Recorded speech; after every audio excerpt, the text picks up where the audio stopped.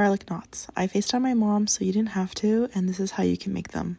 You're going to start with 1.5 cups of warm water, 2 tablespoons of sugar, and 1 tablespoon of yeast. Give it a stir and set it aside to let it rise for 10 minutes. In another bowl, we're going to add 3.5 cups of flour and 1 teaspoon of salt. Once your yeast is done rising, it's going to look like this, and we're going to add it to the flour mixture. Using the hook on the stand mixer, we're going to mix it on high for 1 to 2 minutes until it forms a solid ball, and it has this consistency. We're going to let the dough rise for 10 minutes. I added some oil to the bottom of my bowl and then covered with a towel. The dough won't increase in size too much, but after 10 minutes, when it's done rising, we're going to flour the surface and then roll this out. When rolling out the dough, make sure not to make it too thick or too thin and to try to make it as even as possible. Once your dough is all rolled out, cut into stripes. I'm using a pizza cutter, and then we're going to start tying some knots.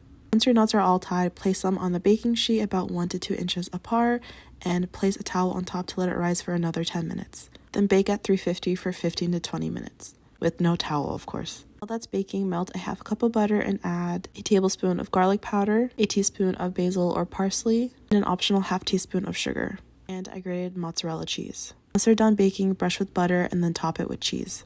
Once these are ready to go, broil in the oven for 1 to 2 minutes until the cheese is melted and added some color. And that's how you make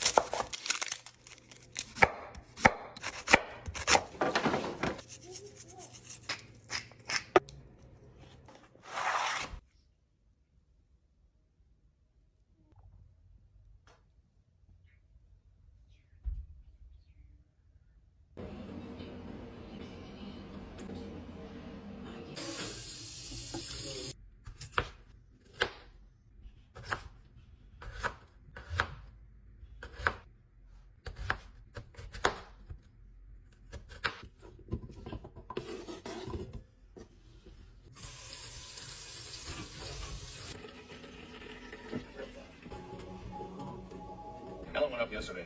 It's a 5-hour drive to cheaper hotel. When judges you for falling asleep. So.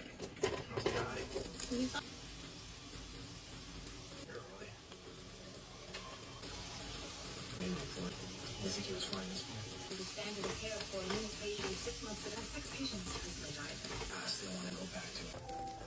You okay? I do believe I didn't see like a receiver coach.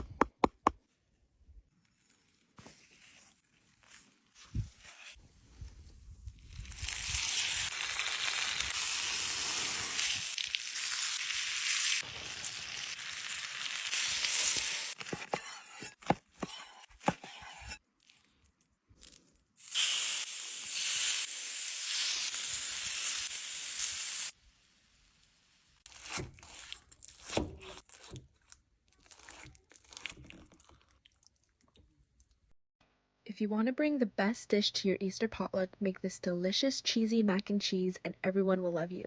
The base of this recipe is the original, the amazing Chef Teeny's recipe. However, I did make a few changes to make it more flavorful. So while your cavatappi pasta is boiling, prepare and shred all of the different cheeses. Today we will be using 1 pound of Colby Jack, 1 pound of mozzarella, and half of a pound of sharp cheddar cheese.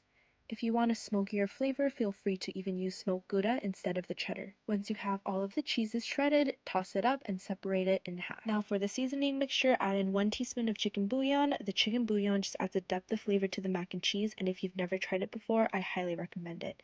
Then also add in garlic powder and smoked paprika. Into your pot, melt 3 tablespoons of unsalted butter, then add half of the seasoning mixture to toast all the flavors together. Then add in your 3 tablespoons of flour. I like to mix after each tablespoon so that the roux doesn't get all lumpy, but just cook the flour off for about 2 minutes before adding in the evaporated milk and heavy cream. Also peep the silicone whisk. If you know, you know. Add in the rest of the seasoning mixture, and I do less than a tablespoon of Dijon mustard. I do less than a tablespoon because I found that it was a little too sharp with a full tablespoon, but of course this is all to your preference. Once everything is nice and whisked together, add in all of your cheeses. I like to turn the heat off at this point so the mixture doesn't curdle, but just keep stirring well and it'll make this beautiful velvety cheesy sauce. Now my favorite part, mixing the noodles and the cheese sauce together. I'm just gonna let the raw audio speak for itself because I know we all love to listen to this.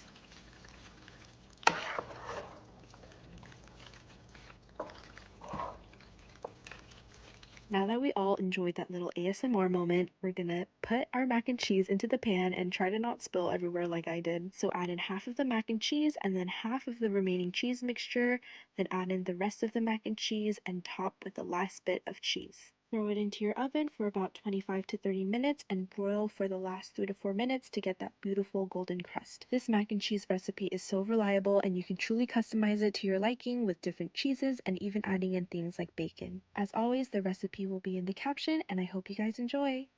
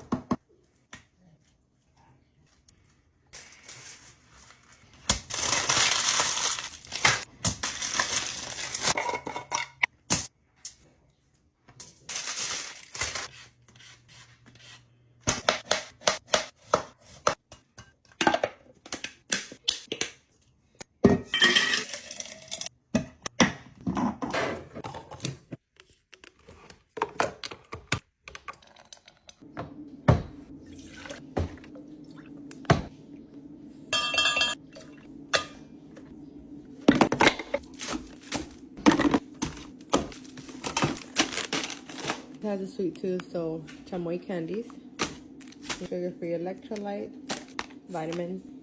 For the pepino,